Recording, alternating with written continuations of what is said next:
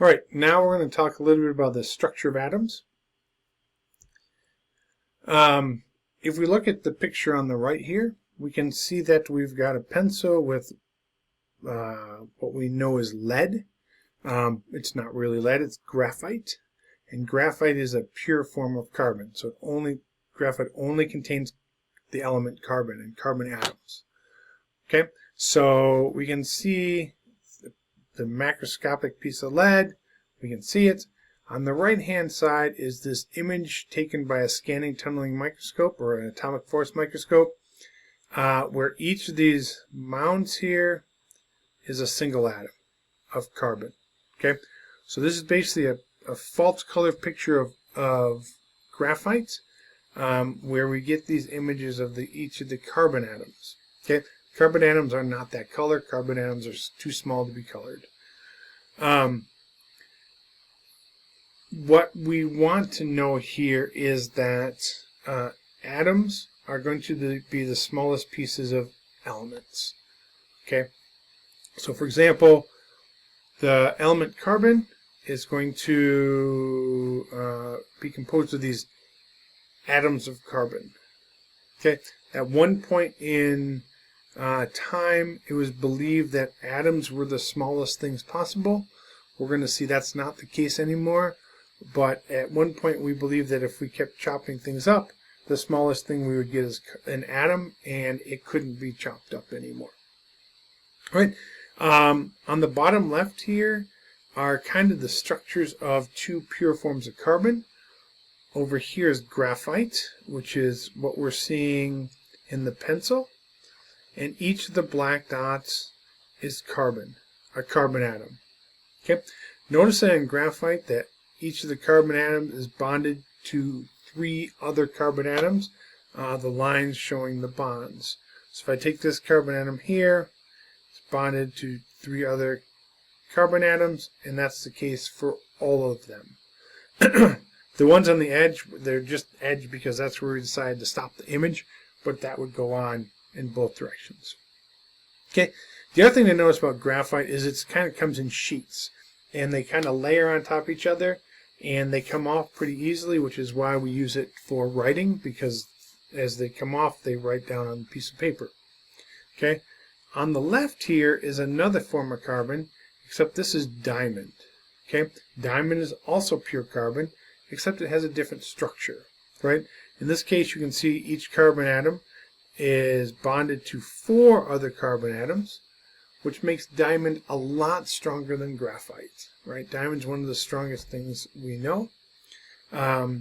So the structure, how the atoms are put together and how they're bonded together, is going to determine kind of the properties of the compound we're looking at. In this image, we can see on the left here is a piece of gold. That gold piece has a mass of 1.9 grams. 1.9 grams is not huge by any means, because you can see how small it is compared to even a dime. But in that piece of gold, there are about 58 billion trillion atoms of gold. Okay, and I'm doing this just to show you how small atoms are, because that's a huge number. And there's that many atoms of gold in that piece of gold. Okay, atoms are really small. In the late 1800s, early 1900s is when we've got an understanding of the atom, and what it looks like and what it's made of. We now know that atoms are not the smallest thing, that if we cut them up, there are smaller particles. Inside of atoms are protons, neutrons, and electrons. The protons and neutrons live in this thing called the nucleus, which is right at the middle of the atom. Well, outside the nucleus are the electrons, and the electrons live in this thing called an electron cloud, or the cloud. And it's not really a cloud. It's just that the electrons are pretty much free to move around the nucleus. There is some structure to those, which we'll talk about here in a little bit. But if you've got enough of them, it's basically a cloud of electrons. There's other reasons we call it that, but we won't go into it. Right? So, electron cloud. The last thing here is a little bit of information about protons, neutrons, and electrons. Okay, the first thing to notice is that protons are charged. They have what we call a +1 charge or a +1 charge. Electrons are negatively charged. They're charged the same amount, but the sign is different. So if I bring a proton and an electron together, if I could do that, I would get something that's neutral. The positive charge and the negative charge cancel out. All right. Another thing to notice is that neutrons and protons have about the same mass. Oh yeah, neutrons are neutral, they're not charged. Neutrons and protons have about the same mass, while electrons are a lot lighter. So electrons are over 1,000 times lighter than protons and neutrons. Okay. Again, protons and neutrons are in the nucleus, while the electrons are outside the nucleus. If we do the mass in grams, we can see it's really small. That's why we use this other unit called AMU.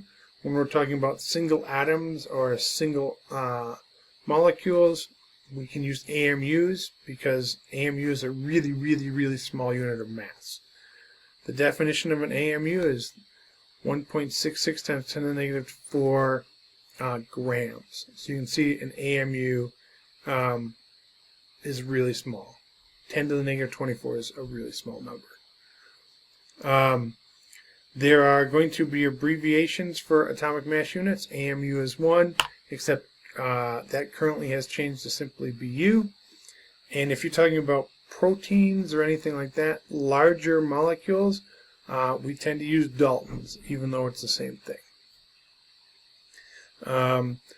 Last thing to notice is that atoms are neutral.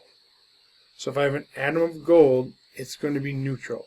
And for it to be neutral, it's got the same number of protons and electrons. Okay, so when we're dealing with atoms, they're going to be neutral, which means they have the same number of protons as they do electrons.